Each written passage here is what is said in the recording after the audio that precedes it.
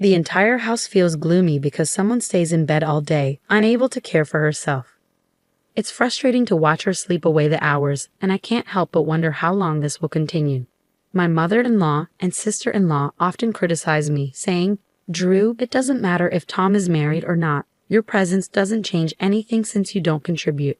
My father-in-law echoes their sentiments, saying, "I'm Jane Brown, 32 years old, and I've been married for 5 years. My father passed away due to illness when I was in high school, and my mother followed not long after I got married. I have loved drawing since I was young and aspired to become a picture book artist. After finishing high school, I attended design school and began working as an illustrator at a small design firm. My husband worked for an advertising agency, and we met when he approached me to illustrate a character for a campaign. After 2 years of dating, we decided to get married. My sister-in-law also lived with my in-laws, and after we got married, we moved in with them. I transitioned to freelancing as an illustrator and started working from home with their support. I aimed to be a supportive wife and dedicated myself to housework, which wasn't difficult since my mother-in-law didn't care for it and left the tasks up to me. She gave me the freedom to manage the home as I saw fit. My sister-in-law, on the other hand, showed little interest in household chores. She often went out for drinks and dinners with her friends and colleagues, so we rarely shared meals. Yet we coexisted peacefully. However, 3 years ago, my life took a dramatic turn when I fell down a flight of stairs at a train station and suffered serious injuries. The accident left me with a spinal injury resulting in paralysis of my lower body. Initially, the shock was overwhelming, but as time has gone by, I've adapted to this new reality. My in-laws were attentive and supportive when the injury first occurred, though they likely didn't anticipate that I would never regain the ability to walk. As 3 years passed, significant changes occurred. My sister-in-law married and moved up 2 years ago, perhaps to the relief of my in-laws, who might have hoped for more peace. Yet, since then, their patience with my presence seems to have worn thin. I find myself nearly confined to bed now. Understanding the strain it would put on my parents, I knew relying solely on them wasn't feasible. The layout of my in-laws' old house doesn't accommodate a wheelchair, leaving me confined to my bed, unable to move without it. Thankfully, I had been working from home prior to the accident, a blessing as my upper body remains unaffected, allowing me to continue working. My care is now managed by a helper and a housekeeper who assist me daily. While if I lived alone, a helper could handle cleaning and laundry with family around. This isn't feasible. Though a helper can offer physical assistance, my husband's work commitments prevent him from providing the care I need. Despite my own good spirits, neither my mother-in-law nor my father-in-law, who recently retired, are able to provide the level of care required. According to guidelines, home helpers aren't expected to assist if healthy family members are present and not working, covering tasks like cleaning, laundry, and shopping. Initially, my in-laws would pitch in while taking care of their own chores, but over time, they stopped helping altogether. I understand that my mother-in-law, who has always disliked housework, found it bothersome to take on my tasks. My husband was attentive at first, but now he barely speaks to me. He dismisses my needs, saying, "There's nothing to help with. I have my own job to focus on, and caregiving isn't a man's responsibility." Though my in-laws' lack of support doesn't automatically permit the helpers to assist me according to regulations, one helper, concerned about my situation, introduced me to our housekeeper. My in-laws voiced their disapproval of hiring a housekeeper, calling it wasteful and extravagant. However, I have personal needs that must be met. If they don't handle my laundry, I won't have clean clothes to wear. "Are you trying to take advantage of me?" my mother-in-law asks. I respond, "Not at all, but given my condition, I need your help." At that, my in-laws looked at me as though I were a burden.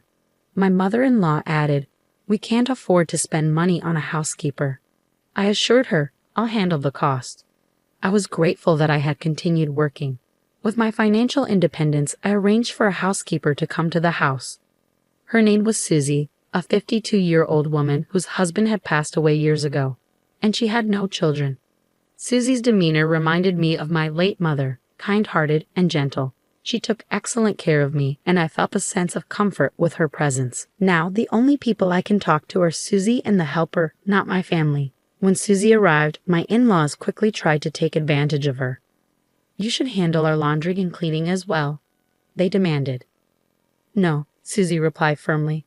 You're the housekeeper. It's part of your job, they insisted. Doing your chores will require additional payment.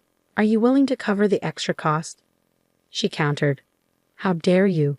You're an insolent housekeeper, they exclaimed. Despite the argument that followed, I felt a sense of relief knowing Susie stood her ground. After about a year of this arrangement, my sister-in-law returned home, recently divorced. My husband cheated on me, she said, seeking refuge in the midst of her troubles. He was an idiot. He must have been easily led astray by some woman, my sister-in-law added. He was always such a nag. My brother-in-law held a stable job at a large company and had always seemed like a trustworthy businessman. His actions didn't match the profile of someone who would betray his wife. I found the situation odd, but I chose to stay quiet to avoid causing conflict. Mia echoed my in-laws' demands for Susie's help, but Susie stood her ground and firmly refused.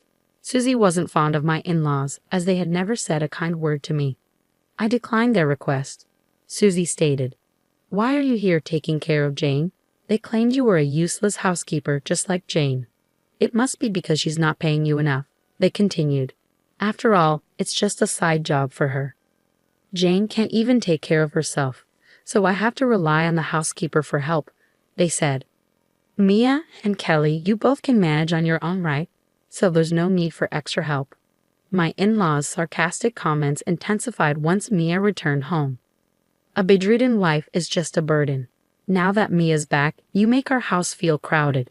We only need Mia here. You're doing well financially, spending your time in bed drawing your little sketches. Even while I was working, my sister-in-law would go out of her way to enter my room and make cutting remarks. Frustrated with the constant sarcasm, I brought it up with my husband. Please ask your mother and Mia to be more mindful of their language. It hurts me, even if there's some truth to it, my husband replied. What do you mean some truth? All you do is lie in bed and can't handle the housework, I said. I'm not just lying in bed. I'm working. You're working from bed. It's not the same as having to commute to an office like me, he countered. I understand that, but I'm still trying my best to be productive, I responded. My family isn't pleased with you because you can't manage the house. They see you as unhelpful, he said. Do you really think so? Just try not to take things so personally. You'll struggle to survive if you let every little thing get to you. My husband showed little support or empathy. Though I understand the limitations of my body, his lack of concern for my well-being is disheartening. I long to walk and move as I once did, and I wish my husband could show some compassion and recognize how painful and difficult this is for me. Is it unreasonable to hope for some understanding? Despite trying to hold back my tears, they still fall. This accident changed my body, but I strive to stay hopeful and give my best. I refuse to lose hope. I remind myself that many others endure greater suffering. It's hard not having my parents around for support, but I take comfort in knowing they don't have to witness my struggles. Still, the realization that there's no one left in this house who stands by me. I feel increasingly despondent. I have no home to return to, and I wondered if there was a way I could leave this house with my husband. While I was mulling over my options, he blindsided me with his next words. For a fleeting moment, I thought he might be thinking about me, but his follow-up plunged me into despair. I agree with what they said, he remarked. What are you talking about? I asked, confused. Ultimately, they'd be better off if I had a younger, healthier wife. What? I couldn't believe what I was hearing. I want to have an heir, but with you, I just can't see it happening. It's impossible. It felt like a heavy blow to my head.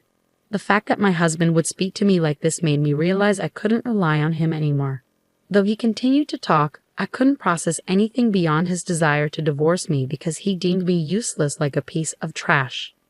You might be paying for a housekeeper, but with your limited income, you'll have nothing left after settling that bill. You're just a burden on us. A leech clinging to our home, aren't you? Even helpers come with a cost. Leeches who spend money on helpers, get out. After enduring such hurtful words from both my husband and in-laws, I felt there was no reason to remain here any longer.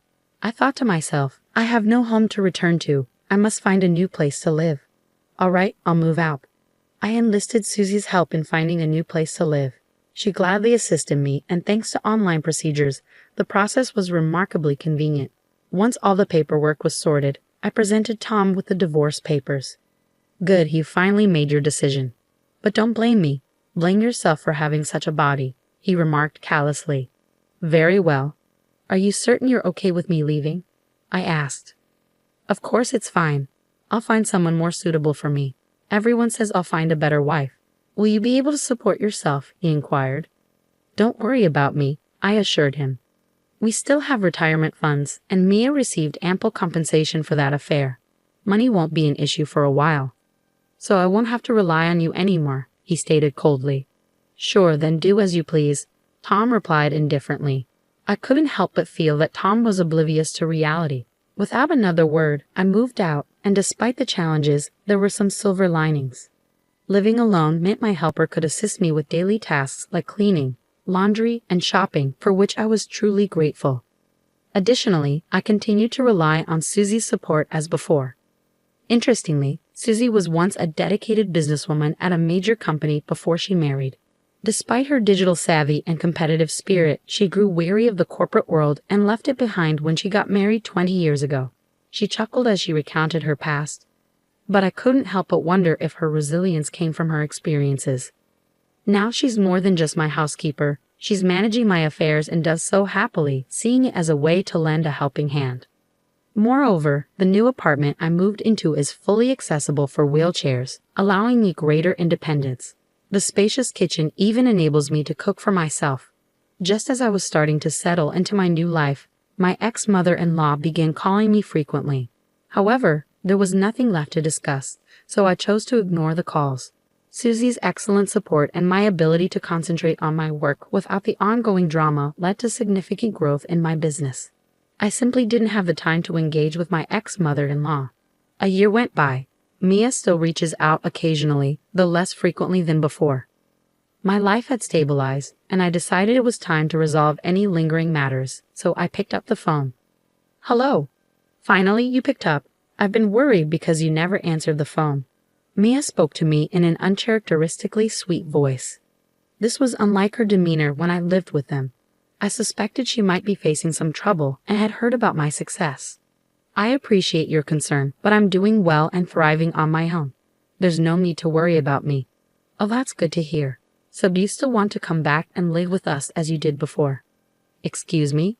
You can't possibly want a parasite and piece of garbage like me to return. I've been reflecting on our past decisions. It wasn't right to leave you, someone with a physical disability, on your own. We'll provide the support you need so you won't have to worry anymore. Actually, I'm thriving on my own. My helper manages my daily tasks, including cleaning, laundry, and shopping. Susie now assists me with my work as well. I really have no concerns. I heard you are earning more than Tom now. Is that true? Yes, that's accurate. At the time of our divorce, it seems he overlooked my growing income. I recall him mentioning you earn close to $15,000 monthly. My income initially covered their living expenses after the accident when Tom's company faced challenges and his salary was reduced. My earnings kept rising, so I offered financial support. He started with apologies, and we kept his salary cut from his parents to avoid causing them worry. However, after 3 years, he seemed to forget that I was the primary contributor to our household expenses. I considered setting aside his own income for the divorce, but I didn't bring it up.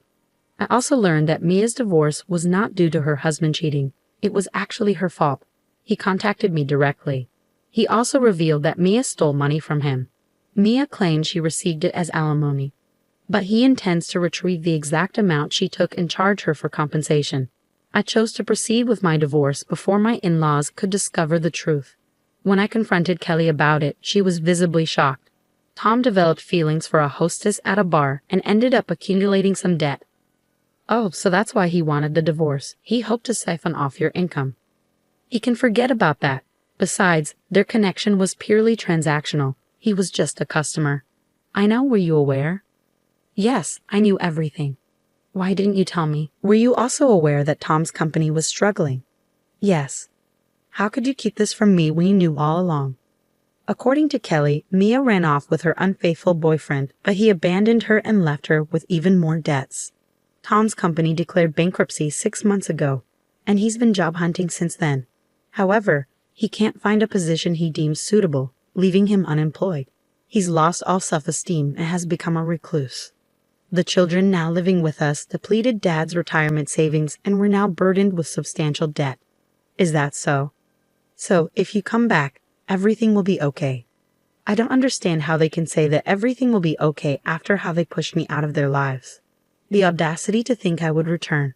I wondered how so much could change in a year, much faster than I expected. Tom likely never imagined his company would actually go bankrupt, but his lack of foresight led to this outcome. Kelly tearfully confessed that if she had known what would happen, she would have prevented our divorce. But now it's far too late for that. All she seems to care about is money and herself. Mia, meanwhile, has no motivation to work and has become a couch potato, gaining weight in the process. Well, Tom sold the house to pay off the kids' debts. The property was old and not valuable, and the cost of clearing the land was deducted from the sale. The location was also undesirable, so they didn't receive much money for it. Now the 4 adults are crammed into a small one-room apartment, struggling to make ends meet. Kelly sobbed on the phone, saying they were forced to work long hours at part-time jobs and were completely worn out. This is all your fault for not answering my calls. If I had reached you before we sold the house. What exactly are you trying to say? If you had known we were selling the house, you would have assisted us, right? After all, you lived there too, so you must have some sentimental attachment to it, correct? Absolutely not. What? I couldn't believe how self-centered she was. I was relieved I didn't answer the phone. Even if I had, I wouldn't have gone along with such a selfish request. So both Tom and Mia are depending on you, along with Mother and Kelly. Please come back. You're the only one we can rely on. Sorry, but I'm not your family. Don't depend on me. Don't say that. We're sorry for everything. I apologize. I can't believe she's saying this. I felt a headache coming on. It was time to give them an ultimatum and bring this to an end. The reason I picked up your call today is because I have something important to tell you. What is it? I'm planning to sue all of you. What? Why should we be held responsible? Tom didn't cheat on you, and he wasn't involved with the hostess bar girl. It's not about infidelity. It's about the mental anguish caused by the verbal abuse I endured from all of you. What? I informed her that I had recorded and documented all the abusive language they had directed at me. When I mentioned the evidence I possessed, she became visibly agitated and abruptly ended the call. Perhaps she realized that continuing the conversation could lead to greater consequences. It was interesting to observe her reaction. When my lawyer issued a formal request for compensation, Kelly carefully tried to negotiate a settlement, citing their current hardships. However, I stood my ground and refused to accept any offer that did not hold them accountable.